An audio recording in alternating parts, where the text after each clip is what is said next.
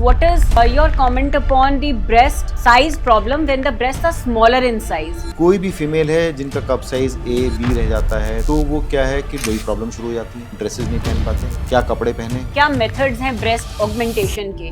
कि कोई दवाई ऐसी नहीं है जिसको खा के ब्रेस्ट इनलार्जमेंट हो जाए, और जैसे पहले हम बात कर रहे थे कोई तेल ऐसा नहीं है कि ब्रेस्ट इनलार्जमेंट हो जाए। सर्जिकल ऑप्शंस में आते हैं मिनिमली इन्वेसिव और इन्वेसिव प्रोसीजर्स।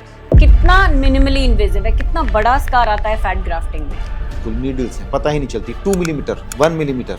कितनी तरीके के ब्रेस्ट इम्प्लांट आते हैं, या वो पेशेंट चूज करता है कि हमें कौन सा डलवाना है, या कैसे आप गाइड करते हैं पेशेंट्स को? देखिए ऐसा होता है, मार्केट्स में ट्रेंड होते हैं, 2 तरह के मेन इम्प्लांट्स हैं, एक राउंड इम्प्लांट होते हैं, एक एनाटॉमिकल इम्प्लांट। अब जो हम लोग यूज करते हैं ज्यादातर सिलिकॉन जेल इम्प्लांट्स हैं। सिलिकॉन जेल बेस्ड इम्प्लांट्स क्या होते हैं? अब हम बात करेंगे ब्रेस्ट साइज जब छोटा है या breast is smaller in size, तो हम क्या कर सकते हैं? उस प्रोसीजर को हम कहते हैं ब्रेस्ट ऑगमेंटेशन या breast enlargement in routine terms. So doctor Ashutosh, what is your comment upon the breast size problem when the breasts are smaller in size? How many patients come to you for this problem कि उनका breast size छोटा है और enlargement कराना है? Is this only cosmetic या ये कोई social issue भी है? देखिए, नॉर्म से कुछ भी चीज़ कम या ज़्यादा होती है वो सोशल इशू अपने आप बन जाता है, ठीक है। कोई भी फीमेल है जिनका कप साइज ए बी रह जाता है तो वो क्या है कि वही प्रॉब्लम शुरू हो जाती है, ड्रेसेस नहीं पहन पाते, क्या कपड़े पहने। यंग गर्ल्स में स्कूल में बुलिंग शुरू हो जाती है, कमेंट्स होने शुरू हो जाते हैं, ठीक है। They try to hide it with padded bras पहनना शुरू कर देते हैं, डिफरेंट इम्प्लांट्स लगाना शुरू कर देते हैं एक्सटर्नल। तो वो सब एक प्रॉब्लम्स हैं। और कप साइज ए और बी जो है वो आपके चेस्ट साइज के हिसाब से अगर छोटा लग रहा है तो अच्छा नहीं लगता, तो एक वो मेंटल वो आ जाती है कि मुझे वो करना है। Young females I would say all the more would be affected, और उनका कॉन्फिडेंस लेवल काफ़ी डाउन भी रहता है इस वजह से कि their breast size is smaller. तो क्या क्या मेथड्स हो सकते हैं, whether it is all surgical method जो ब्रेस्ट एनलार्जमेंट के लिए यूज़ हो सकते हैं, ब्रेस्ट ऑगमेंटेशन के लिए? Because surgery is a fear to anybody कि हम सर्जरी करा के, specially young girls, again it comes कि मैरिड लाइफ में आगे क्या होगा, how natural it would be. तो क्या मेथड्स हैं ब्रेस्ट ऑगमेंटेशन के? ठीक है, चलिए ब्रेस्ट ऑगमेंटेशन के बारे में अगर हम बात करें, नॉन सर्जिकल कोई मेथड नहीं है, कि कोई दवाई ऐसी नहीं है जिसको खा के ब्रेस्ट इनलार्जमेंट हो जाए, और जैसे पहले हम बात कर रहे थे कोई तेल ऐसा नहीं है कि ब्रेस्ट इनलार्जमेंट हो जाए। अब सर्जिकल ऑप्शंस में आते हैं मिनिमली इन्वेजिव और invasive procedures. Minimally invasive procedures में आते हैं फैट ग्राफ्टिंग, जो कि बहुत अच्छी सर्जरी है। हम बॉडी का जो फैट है हमारा कहीं और से लेके किसी और बॉडी पार्ट, टम्मी, थाई, जहाँ पर आपको लग रहा है ज़्यादा है, वहाँ से निकाल के हम ब्रेस्ट में डाल सकते हैं, उसको ब्रेस्ट फैट ग्राफ्टिंग करते हैं, ब्रेस्ट का साइज हम बढ़ा सकते हैं एक बार में उसमें, लेकिन हम 1 कप साइज ही बढ़ा पाते हैं। एडवांटेजेस क्या हैं? नेचुरल है, आपका अपना बॉडी का फैट है, कहीं और से निकल के कहीं और जा रहा है। डिसएडवांटेजेस क्या हैं? प्रिडिक्टेबिलिटी थोड़ी सी कम होती है, फैट का एब्जॉर्प्शन भी हो जाता है। तो हम मान लीजिए हमने 100 डाला है तो 50 से 60 ही रुकेगा, बाकी बॉडी एब्जॉर्ब कर लेती है। तो प्रिडिक्टेबिलिटी कम है, and you need to repeat the procedure for a desired cup size जो आप चाहते हो। मान लीजिए हम ए से डी तक ले जाना चाहते हैं, maybe you have to go for 3 surgeries, 3 sessions you mean? 3 sessions, जो कि 6-6, 8-8 महीने के इंटरवल पे होने चाहिए। ये हो गया, बट ऑल नेचुरल। दूसरा जो प्रोसीजर है जो मेरा फेवरेट है, that is breast implants, use of breast implants. उससे क्या होता है कि इमीडिएट रिजल्ट है। ब्रेस्ट में के नीचे हम एक पॉकेट बनाते हैं, उसमें हम डिजायर्ड साइज ऑफ इम्प्लांट डाल देते हैं। तो उसके लिए सॉफ्टवेयर है हमारे पास एक, जिससे हम दिखा सकते हैं पेशेंट को पहले से ही कि ये साइज का इम्प्लांट डालेंगे तो आपकी ब्रेस्ट कैसी दिखेगी। तो वो ज़्यादा प्रिडिक्टेबल है, ईजी है, और रिपीटिशंस नहीं है उसके, उस प्रोसीजर्स के। तो पेशेंट हैज़ टू चूज। तीसरी, क्योंकि आपने क्वेश्चन पूछा है, तीसरी एक और चीज़ है मार्केट में, but not a preferred choice, और मैं बोलता भी नहीं हूँ किसी से, but fillers are there. Fillers temporary होते हैं, इतनी ज़्यादा मात्रा में डालना पड़ता है, एक फॉरेन चीज़ है वो, और 1-1.5 साल के बाद वो उसको रिपीट करना पड़ता है। तो not the procedure of my choice, तो मैं रिकमेंड नहीं करता। Okay. So as Dr. Ashutosh has told us that there are two methods of breast enlargement कि साइज कैसे इंक्रीज किया जा सकता है. Methods are both surgical. One is minimally invasive fat grafting and one is surgical that is through breast implants. अब बात करते हैं फैट ग्राफ्टिंग के बारे में. तो कितना मिनिमली इन्वेजिव है, कितना बड़ा स्कार आता है फैट ग्राफ्टिंग में? स्कार यहाँ तो सिर्फ ऐसा लगता needles है, है. बिल्कुल नीडल्स हैं, पता ही नहीं चलती। 2 मिलीमीटर, 1 मिलीमीटर। मतलब ब्रेस्ट एनलार्जमेंट अगर हम फैट ग्राफ्टिंग से करेंगे तो वो सिर्फ नीडल इंजेक्शंस की तरह है. बिल्कुल स्कारलेस मान के चलो उसे। एंड उसमें कोई ड्रेसिंग भी नहीं होती और कोई डाउन टाइम की नहीं, पेशेंट है को. है ड्रेसिंग है, ओके. है ना। अब जो हमने फैट डाला है उसको हमें सपोर्ट करके रखना है, तो there is a compression dressing. इसके लिए कंप्रेशन गारमेंट आता है जो कि हमें करीब 1 महीना पहनना पड़ता है। Okay. To retain the size of the breast. Yes. क्योंकि एज आई वुड इमेजिन कि फैट तो एक लिक्विड है, आप उसे कहीं डाल रहे हैं तो how would it disperse, how would it maintain the shape? Fat is a living cell, वो जिंदा है, तो उसको इस तरह से निकाला जाता है कि हमने एक लाइव सेल निकाला और लाइव सेल डाला है, और वो लाइव सेल वहां पर आसपास की सराउंडिंग से अपनी ब्लड सप्लाई नरिशमेंट लेता है and it becomes living, it's becomes your body part, है ना। तो shape remains normal after, like बिल्कुल, द वो शेप इज मेंटेन्ड. दैट, या वो सर्जन का एक्सपीरियंस और टेक्निक है कि कितना कितना फैट कहाँ कहाँ डालना है कि आपकी ब्रेस्ट की शेप बनी रहे। Okay. So if somebody wants to have a mild to moderate increase in the size of the breast, then fat grafting is also a good option. Now अब हम बात करते हैं ब्रेस्ट इम्प्लांट के बारे में. तो ब्रेस्ट इम्प्लांट, कितनी तरीके के ब्रेस्ट इम्प्लांट आते हैं, या वो पेशेंट चूज करता है कि हमें कौन सा डलवाना है, या कैसे आप गाइड करते हैं पेशेंट्स को? ओके, देखिए ऐसा होता है, मार्केट्स में ट्रेंड होते हैं। 2 तरह के मेन इम्प्लांट्स हैं, एक राउंड इम्प्लांट होते हैं, एक एनाटॉमिकल इम्प्लांट होते हैं। अब जो हम लोग यूज़ करते हैं ज़्यादातर सिलिकन जेल इम्प्लांट्स हैं। सिलिकन जेल बेस्ड इम्प्लांट्स क्या होते हैं कि पूरा वो सिलिकन का ही बना है, आउटर कवर भी, और इनर जो भरा है वो जेल है। जेल में होता है मेमोरी जेल। मेमोरी जेल की एडवांटेजेस क्या होती हैं कि अगर वो रप्चर हो जाए, कट जाए, कुछ हो जाए, वो लीक नहीं करता।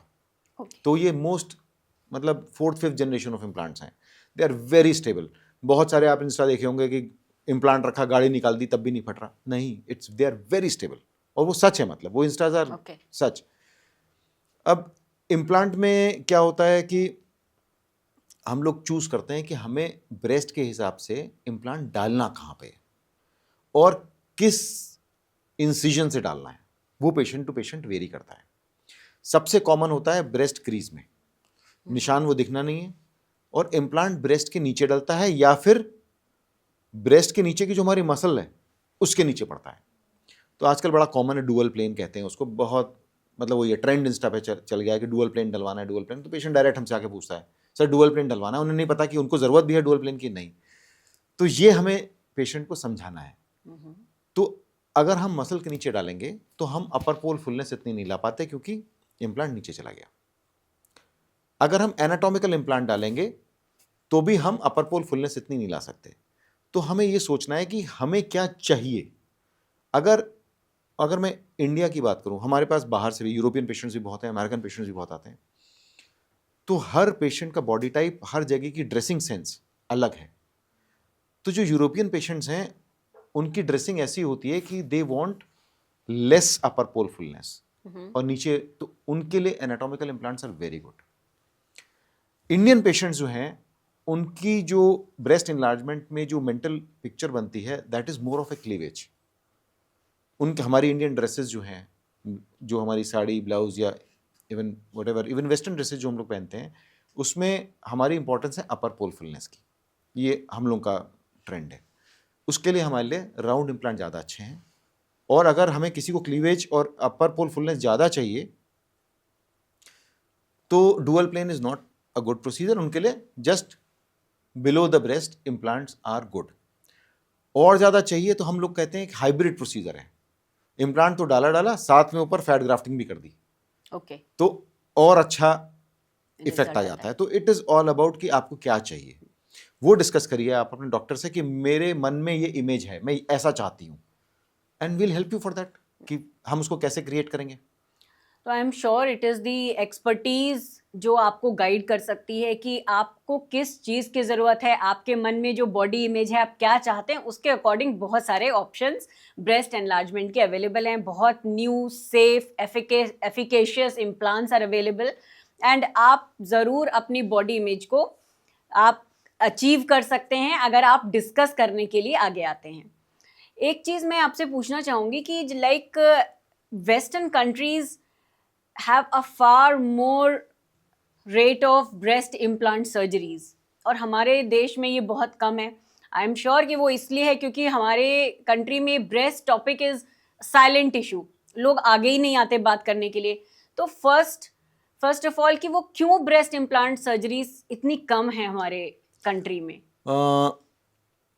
अगर हम वेस्टर्न कंट्री से और इंडिया को कंपेयर करें, हाँ हमारे यहाँ बहुत कम है।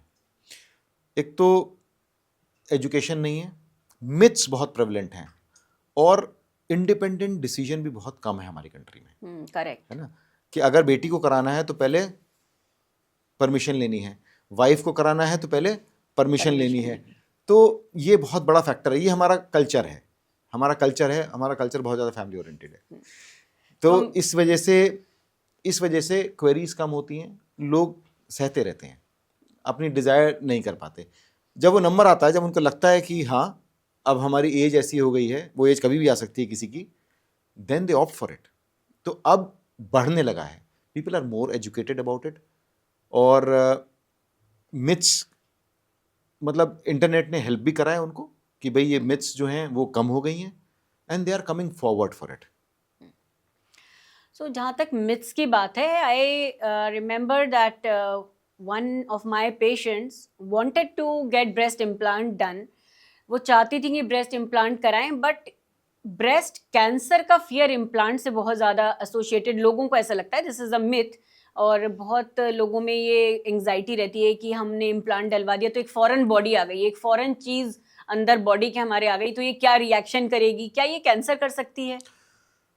तो इसका आंसर है straight away no. Breast implant की वजह से ब्रेस्ट कैंसर नहीं होता। ठीक है, इम्प्लांट जो है एक्चुअली ब्रेस्ट टिश्यू में जाता ही नहीं है। इम्प्लांट हमेशा ब्रेस्ट टिश्यू के नीचे है या उसकी भी मसल के नीचे है। तो इम्प्लांट की वजह से ब्रेस्ट कैंसर नहीं होता। अब एक डायरेक्ट क्वेश्चन था बीच में, हाँ एक तरह का एक कैंसर जो एसोसिएटेड हो गया था कभी ब्रेस्ट इम्प्लांट की केसिंग की वजह से, वो भी बहुत रेयर है, बहुत रेयर है, और इंडिया में उसका इंसिडेंस ही नहीं है। कुछ यूरोपियन कंपनीज थी जिसमें कुछ इंसिडेंस निकला, but that was more because of textured implant. तो वो इम्प्लांट्स अब आने बंद हो गए हैं। इसलिए ये दिमाग से बिल्कुल निकाल दें कि ब्रेस्ट इम्प्लांट की वजह से ब्रेस्ट कैंसर हो सकता है। ब्रेस्ट कैंसर का इंसिडेंस जो है वो ना तो इम्प्लांट की वजह से बढ़ता है, ना इम्प्लांट की वजह से घटता है। Correct. I think breast cancer is because of multiple factors, जिसमें हेरिडिटी है, जेनेटिक्स है, एंड ब्रेस्ट इम्प्लांट से कैंसर नहीं होता है, ये डॉक्टर आशुतोष ने आपको बता दिया। तो अगर आपके मन में बिल्कुल आ रहा है कि आप ब्रेस्ट एनलार्जमेंट कराना चाहते हैं, तो breast implant is a very good option and we have many safe implants these days. तो एक और चीज़ है ब्रेस्ट इम्प्लांट से रिलेटेड कि how big is the scar of breast implant, कितना बड़ा स्कार आता है? जैसे हमने बात करी भी ब्रेस्ट रिडक्शन में, इसका स्कार कितना बड़ा है? ब्रेस्ट ऑगमेंटेशन का स्कार सब जगह हिडन है। 3 कॉमन तरीके हैं ब्रेस्ट ऑगमेंटेशन करने के, एक इंफ्रामेमरी, एक अराउंड द निपल एरियोला, और एक हम एक्जिला से जा सकते हैं। Okay. तो 3 तरीके हैं। तो ये तीनों स्कार छिपे हुए हैं। यहाँ का स्कार बगल की क्रीज में छिपा रहता है, अराउंड द एरियोला स्कार जो होता है वो 2 स्किन कलर के डिफरेंस में छिपा रहता है, और नीचे वाला तो दिखता ही नहीं है। और ये स्कार बहुत छोटे होते हैं। आप मान के चलिए कि 3.5 सेंटीमीटर से 5 सेंटीमीटर के बीच में छोटे से बड़ा इम्प्लांट चला जाता है। और आजकल जो मॉडर्न टेक्निक्स आ गई हैं, use of funnel and all, जिसमें कि बहुत ही कम इंसिजन से हम काफ़ी बड़ा इम्प्लांट डाल सकते हैं। तो इंसिजन तो पता ही नहीं चलता breast augmentation. I think you are correct. I remember कि मैंने आपके एक पेशेंट का फॉलोअप में देखा था उसको, और अल्ट्रासाउंड भी किया था, एंड उनका स्कार बिल्कुल भी दिखाई नहीं दे रहा था, ढूंढने पे भी पता नहीं लग रहा था कि कहाँ से ब्रेस्ट इम्प्लांट डाला गया है। So the results can be very natural. Now natural से मुझे एकदम ये दिमाग में क्वेश्चन आ रहा है कि how natural is the feel of the breast implant, और जो अपनी ब्रेस्ट हमारी नॉर्मल एक टेक्सचर है उसका जो फील है, what is the comparison with the implant? देखिए, आप एक बात समझिए, कि बिल्कुल नेचुरल ब्रेस्ट की ही फील आती है। इम्प्लांट जो है ब्रेस्ट टिश्यू के नीचे है। Now choice of implant is very important. अगर आपको नेचुरल ही रखना है तो हमें वो इम्प्लांट का साइज चूज करना है जो हमारे एक्चुअल ब्रेस्ट साइज से चारों तरफ से कवर है। मान लीजिए ये इम्प्लांट है, ये कवर है, आप कहीं पर भी ब्रेस्ट टच करेंगे आपको ब्रेस्ट टिश्यू ही फील होगा, इम्प्लांट नहीं फील होगा। और इम्प्लांट की खुद की कंसिस्टेंसी जो आजकल नए इम्प्लांट हैं वो ऐसी होती है which is equal to your fat consistency, breast consistency. इतने सॉफ्ट होते हैं कि कोई छू के नहीं बता सकता कि ये इम्प्लांट है। अब इसमें एक वो है कि अगर हम एक्सेसिवली लार्ज इम्प्लांट डलवा लेते हैं कि हमारा ब्रेस्ट साइज ये है और इम्प्लांट साइज इतना बड़ा है, देन जो पेरिफेरी है उसमें आप जब टच करते हो तो you can directly feel the implant.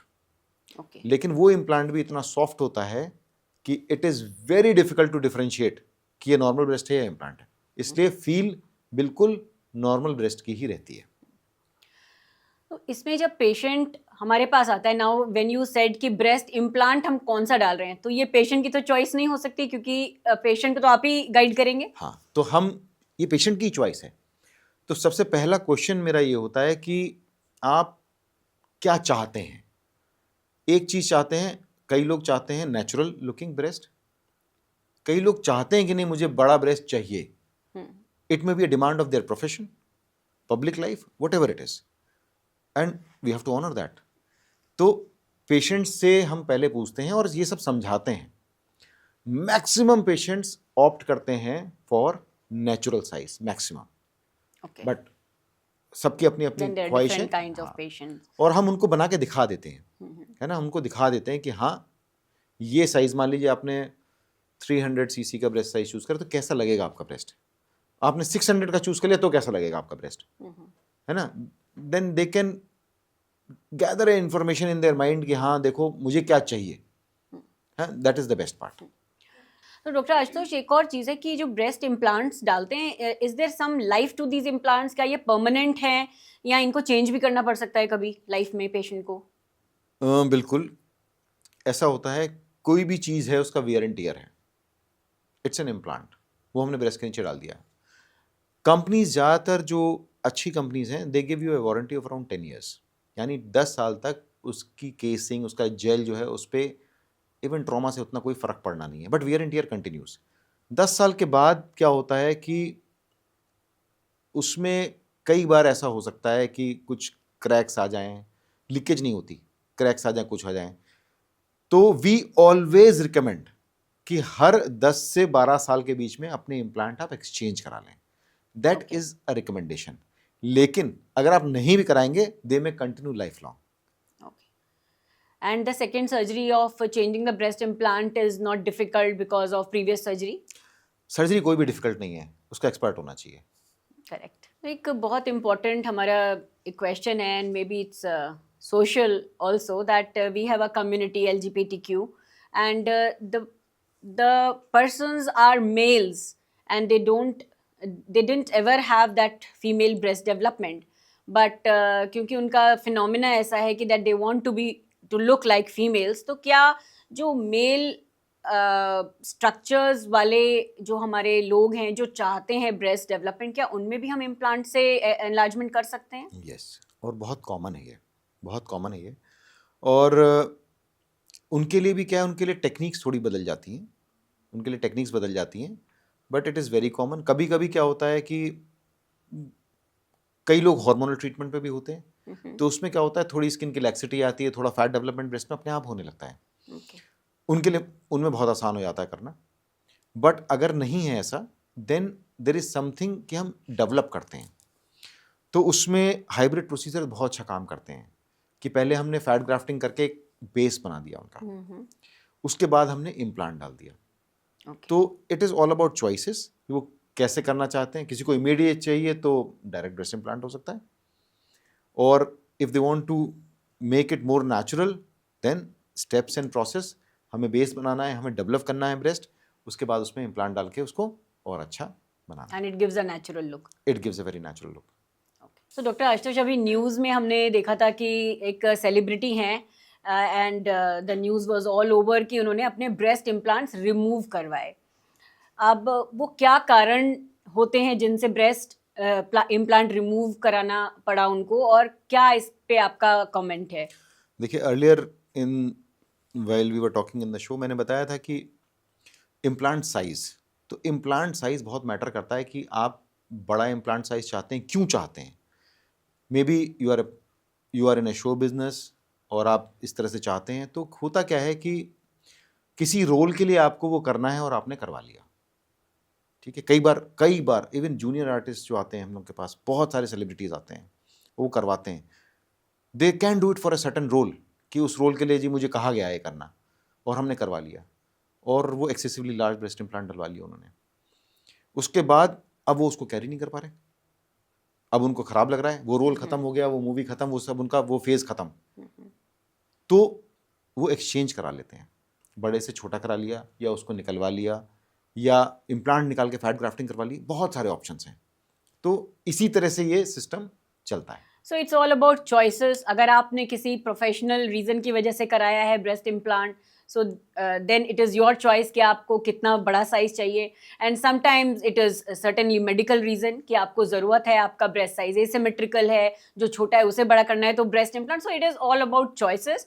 The main thing is that you have to consult the right person, the expert for all these cosmetic surgery procedures. एक और डॉक्टर आशुतोष, एक और बहुत इंपॉर्टेंट कॉस्मेटिक कंसर्न है, I would say हमारी country में भी है वो concern of axillary fat. Axillary fat means जो साइड में आर्मपिट्स के पास फैट होता है। तो sometimes Indian dresses, when females wear sleeveless dresses, they are hesitant to wear those kind of sleeveless dresses because जो एक्सिलरी फैट है या आर्मपिट के बाहर जो फैट है वो पॉप आउट कर जाता है। तो उसका भी सॉल्यूशन है क्या? बिल्कुल। अब ये जो समस्या है, बेसिकली क्या होता है, वो एक्सिलरी ब्रेस्ट टिश्यू होता है। जैसे हमारा ब्रेस्ट है, उसको हम कहते हैं टेल ऑफ ब्रेस्ट, और किसी वजह से वो बढ़ जाता है, तो आर्मपिट के साथ एक अलग से ब्रेस्ट के ऊपर एक यहाँ पर एक लड्डू सा बन जाता है। अब क्या होता है, इट इज ट्रीटेबल, और वो एकदम गायब हो जाएगा, पता भी नहीं चलेगा, और मिनिमली इन्वेजिव टेक्निक है उसकी, लाइपोसक्शन। तो वेजर लाइपोसक्शन बिल्कुल निकल जाता है। कभी कभी उसमें ग्लैंडुलर कंपोनेंट भी होता है, ज़्यादातर फैटी होता है, ग्लैंडुलर कंपोनेंट होता है उसमें। अगर नहीं जा रहा है तो बहुत छोटा सा एक निक लगाना पड़ता है, 1 सेंटीमीटर, और उससे वो टिश्यू भी निकल जाता है। कभी कभी ऐसा होता है कि बहुत ज़्यादा स्किन एक्सेस है, मतलब एक ब्रेस्ट ये यहाँ से दूसरा भी आ गया बाहर, उस केस में हमें थोड़ा सा स्किन एक्सीजन करना पड़ता है। उसमें जो स्कार आता है वो एक्जिला की क्रीज में आता है कि पता ही नहीं चलता है, और बहुत ही सेटिस्फाइंग सर्जरी है। ओके, तो आज हमारे बहुत सारे क्वेश्चंस ब्रेस्ट कॉस्मेसिस को लेके, कि ब्रेस्ट की जो कॉस्मेटिक प्रॉब्लम्स हैं, and many times these are not cosmetic, these can be medical problems. जैसा ब्रेस्ट एनलार्जमेंट में है, पेशेंट को बैक पेन हो सकता है, नेक पेन हो सकता है। These can B social issues, कि सोशल प्रेशर्स हैं, एंक्शियसनेस है, बुलिंग है स्कूल में। तो बहुत सारे कॉस्मेटिक प्रोसीजर्स जो ब्रेस्ट के पॉसिबल हैं, और आप उन पे बात कर सकते हैं, डिस्कस कर सकते हैं, और आपकी प्रॉब्लम डेफिनेटली सॉल्व हो सकती है। वो आज हमने डॉक्टर आशुतोष से बात करी। Thank you doctor Ashutosh for your time. And to my audience, I would say, if you are feeling hesitant, feeling judged, and if you are feeling that you want to have a change in your body shape, you want to feel more confident, definitely come to us, talk to us, and we'll be helping you in every way. Thank you so much.